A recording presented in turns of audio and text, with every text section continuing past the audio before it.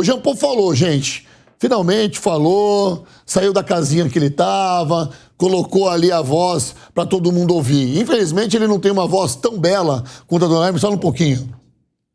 Ladies and gentlemen. Olha aí, ele não tem essa voz. Você que tira isso, você dá onde? A voz é uma coisa normal. Mas ele falou, exatamente. O Jean Paul falou, não com essa voz maravilhosa do meu amigo, mas ele falou isso. Se liga só, após anunciar o aumento de 25% no diesel e 16% na gasolina, o presidente da Petrobras, Jean Paul Prats, explicou a decisão durante a audiência pública no Senado. Primeiro, Prats saiu em defesa da política de preços adotados pelo governo e afirmou se tratar de uma medida eficiente. Depois ele afirmou que o reajuste é justo e acontece no momento certo.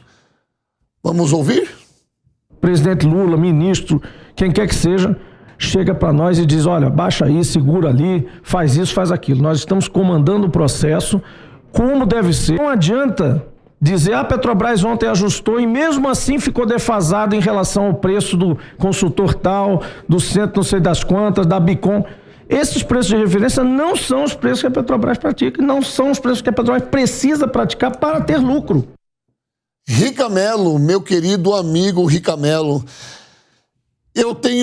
o meu cérebro ele é difícil agora, porque eu fico entre o racional e o irracional, sabe? O lado racional, eu entendo que o país passa por um problema muito difícil há muito tempo, porque nós temos o petróleo, mas a gente tira o nosso petróleo daqui, manda pra fora, refina lá e a gente compra de volta, beleza? Aí chega o preço na bomba de combustível, mas pra gente pagar os impostos, nós temos que elevar isso. Então, eu entendo o aumento da gasolina, eu entendo o aumento, eu só não entendo um aumento toda hora.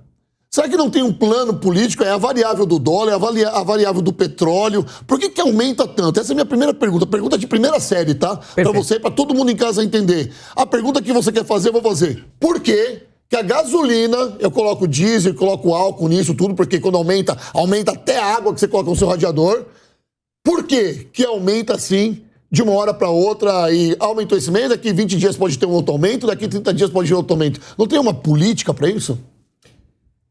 Vamos lá, Rodolfo.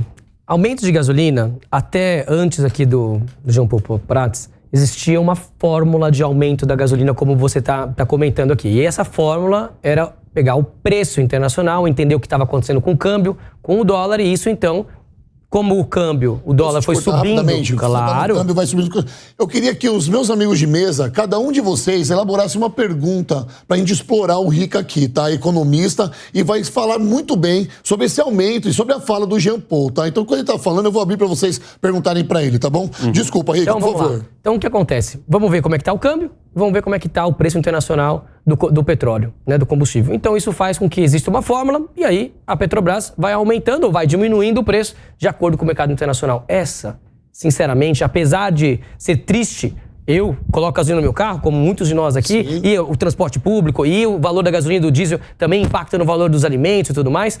Essa é a maneira mais racional e mais equilibrada de se fazer. Existe uma possibilidade da Petrobras ter uma política que fala, olha, teve um grande aumento, deixa eu ir um pouquinho mais devagar para não dar esse grande impacto no bolso do consumidor. Então, vou um pouco mais devagar, mas eu tenho que fazer esse aumento. É como se eu tivesse um colchão. Às vezes ele fica mais cheio, às vezes ele fica mais vazio, tudo bem.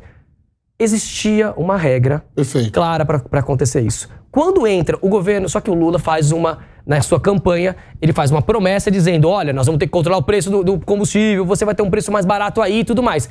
E aí ele acaba com essa ideia. Tinha transparência, apesar de às vezes subir ou cair, existia uma transparência. E agora não tem mais transparência. Agora a Petrobras vai lá e, de acordo com ela, de acordo com o que está acontecendo no mercado, ela decide diminuir ou aumentar os preços. O que aconteceu? Os preços ficaram um pouco menores do que deveriam no passado, agora nos últimos meses. Por quê? Melhorou a inflação, o governo queria ter uma inflação mais baixa, inclusive para conseguir pressionar o Banco Central a reduzir os juros, que é uma reclamação do governo desde o começo do ano, desde que ele está empossado. E agora precisou dar esse aumento. É um aumento escandaloso. É um aumento, a gente está falando de 25%. Não, 25% num e 16% no outro. 41 centavos. É um aumento muito grande. Por quê? Porque você muda o jeito de fazer o cálculo, só que aí ele não é transparente, e aí agora faz sentido eu dar uma redução, porque eu vou ganhar apoio popular, porque o preço, realmente, eu preciso diminuir a inflação. Bom, agora que a inflação está controlada, Então eu posso aumentar mais a gasolina, que tudo bem, ela vai ter um aumento de inflação, mas a inflação está controlada, não tem problema. Então vamos lá. Entendo que isso para a economia é péssimo. A Petrobras perdeu valor ao longo dos últimos meses, bastante, desde que tomou posse. A Petrobras perde capacidade de investimento, inclusive porque ela acaba dando menos lucro. E eu entendo um ponto. O governo estava incomodado porque a Petrobras dava muito dividendo e os acionistas da Petrobras ganhavam um caminhão de dinheiro com as ações da Petrobras. A Petrobras foi uma das empresas que mais pagou dividendo no mundo no ano passado. Eu entendo esse ponto, mas eu não entendo e não concordo quando você não tem uma regra clara e transparente para o mercado do que vai acontecer com o valor do diesel, com o valor da gasolina. É um item muito importante para a nossa cesta, para o que acontece no país, para isso ser uma caixa preta que a Petrobras decide como que vai ser o preço. E não adianta o presidente da Petrobras falar, não teve interferência. Como não tem interferência, meu querido? Você foi empossado pelo presidente, você sabe como que você deve lidar com os valores do combustível. Então, claro que você está seguindo Ótimo. O que o governo quer. Vou te chamar, ele Paulo, pode não estar te ligando agora, falando assim, aumenta agora, diminui agora. Eu tenho certeza que isso não acontece. Provavelmente isso não acontece. Desculpa, eu não tenho certeza, eu não estou aí com você. Mas provavelmente isso não acontece. Agora, que não ter transparência, a fórmula de precificação é muito ruim. Então nós estamos ouvindo isso de um economista, tá, gente? Com um lugar bem...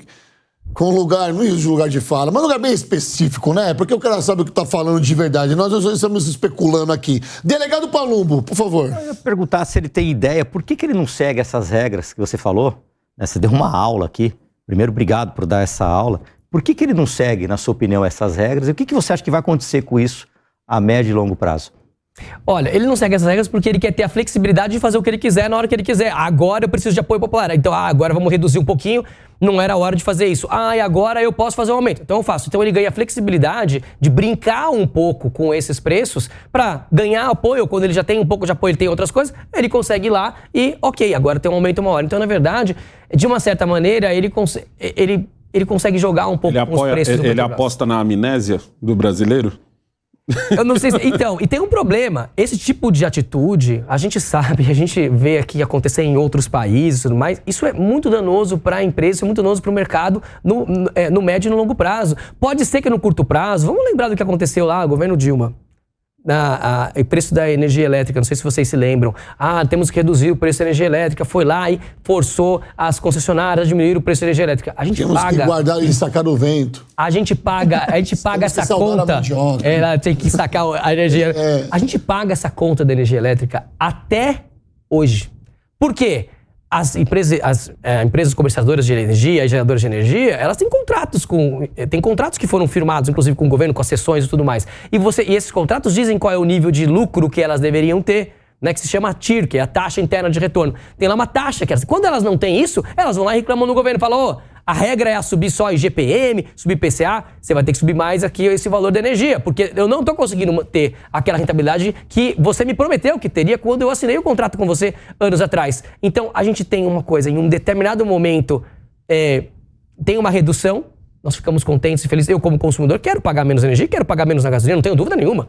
Porém, isso depois a gente acaba pagando um preço muito mais alto, porque as empresas cobram esse valor depois lá na frente e depois isso não volta mais para trás. Então a gasolina, isso aqui pode ter é muito perigoso, como o governo vai lidar com o preço da gasolina nos próximos meses, nos próximos anos. Tem que ter muita responsabilidade, porque agora ele não tem nenhuma trava, ele não é obrigado a dizer subir ou cair porque tem uma regra clara. Ele faz... Ele tem que fazer o que não deveria. Doutor Emerson, sua pergunta. Vamos fazer um gancho e depois pergunto, se me permite, vou ser breve. Claro. Na verdade, desde 2016, o Rico vai explicar muito bem pra gente, Michel Temer fez a implantação da PPI, né, que era o preço de paridade de importação, em que os derivados do petróleo tinham como base o valor total da sua importação, ali incluído o frete de navios, o transporte, tudo ali, taxas portuárias e tudo mais. Em 2018, já governo Jair Bolsonaro, a Petrobras passou a ser a segunda maior empresa de capital aberto do mundo. Correto? Só me corrija se eu estiver errado. Perfeito. Em 2021, governo Jair Bolsonaro, a Petrobras passou a ser a segunda empresa petrolífera com maior lucro do mundo, que atingiu um número marco de 106 bilhões de lucro líquido. Em 2022, último ano de Jair Bolsonaro, nós conseguimos nada mais nada menos com a Petrobras arrecadar de lucro 188 bilhões, recorde da empresa. Aí a pergunta é uma pergunta muito simples, mas para a nossa audiência acho que é de suma importância, Rica. Quais são os reflexos diretos no bolso da população com essa oscilação, essa insegurança diante dos valores da Petrobras? São péssimos. Porque, na verdade, para a população até tem uma parte muito ruim que eu não sei o que vai acontecer com o preço da gasolina daqui a 1 ou 2 meses. Mas pior que isso, o preço da gasolina ele influi no preço de quase tudo que existe no país. Ele influi no custo dos alimentos. Então, quando diminui, quando aumenta, os alimentos vão junto. Né, não só dos alimentos, mas de todos os outros produtos. Então, o valor do combustível, ele carrega, né, aqui um monte de outros aumentos. Né? Esse aumento vai trazer mais inflação para a gente. Rede de arrasto. Ele vai arrastar. Exatamente, é uma rede de arrasto. Então, vamos lá. E certamente a Petrobras vai ter um lucro muito menor nesse ano do que teve nos outros anos. Por quê? Porque não tem mais uma política de preço internacional, houve uma redução muito grande no preço agora nos últimos meses e agora eles estão tentando corrigir. Mas a gente não sabe quando vai corrigir, quando não vai corrigir, quando está correto, quando não está, quando está de acordo com o preço de paridade internacional. Perfeito. Michel Temer, inclusive, fez várias atitudes fantásticas. Bolsonaro, a melhor atitude que ele fez em relação à Petrobras foi não mexer com a Petrobras. Foi não encher o saco. Deixa ela. Então é muito ruim quando o governo vai lá, e a gente acho que vai falar um pouco mais pra frente, quando o governo ele tenta trazer regras para uma empresa de capital aberto, deixa ela quieta. Deixa ela quietinha, né? Negão, deixa você fazer a sua pergunta. Eu quero pegar o gancho aqui do que o Emerson falou, mas vocês também estão vendo a coisa com o copo meio vazio, né? Vocês têm que olhar a coisa também pelo copo meio cheio. Vocês quem? Nós Todo aqui, mundo aqui, vocês estão muito pessimistas. Eu nem tecei meu comentário ainda. Mas você tá só escrevendo aí, eu sei que você vai vir. Eu acho sensacional a gente lembrar que em 2022 tivemos um lucro na Petrobras de 180 milhões. Como bem disse aqui, eu tenho que anotar isso, porque isso aqui vai ser matéria de estudo para mim. Isso é sensacional. Aumento. As estatais, com todo respeito, foi a única oportunidade que todas as estatais no país deram lucro de 9,5 bilhões de reais. E se tratando da Dilma, você citou a Dilma aqui em 2016, tem também a tragédia da termoelétrica. Tem a tragédia da termoelétrica, porque o valor da conta de luz, ela aumenta, sei lá, 10 vezes mais, tá bom? A hidroelétrica é uma coisa, termoelétrica é outra. Mas eu preciso passar uma pergunta para você. Vamos olhar aqui o copo um pouco mais cheio. Ó. Com o aumento do combustível de 25% no diesel, 16% da gasolina, ó, você vai poder andar mais. E de repente você está precisando emagrecer, isso é uma coisa boa. É um fanfarrão. Entendeu? A comida vai ficar mais cara. Você já não está precisando fazer aquele regime, já estava já de olho na picanha, já dá uma segurada, entendeu? Você vai poder pagar menos aí, ó, no transporte por aplicativo, vai poder pegar mais ônibus. Olha que legal você conhecer a sua cidade aí por ônibus. Mas, ó, brincadeiras à parte. Chega, Negão. Você já fechou com chave de ouro, mas olha de palmas aqui pra piada do Negão. Foi ótimo.